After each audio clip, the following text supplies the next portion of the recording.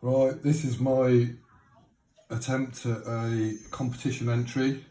Videos really aren't my thing, so the competition involves using a pick as a tensioner and a tensioner as a pick. So here goes.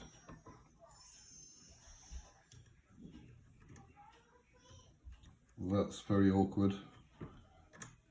I'm not even sure if I'm tensioning right.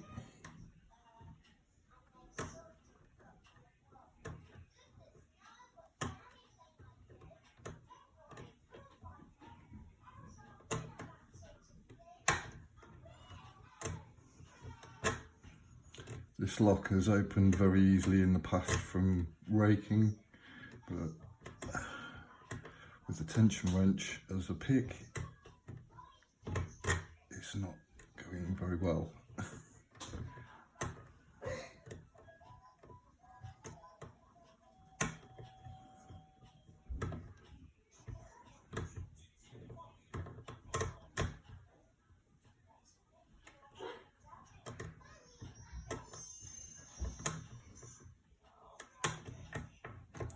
And we're open.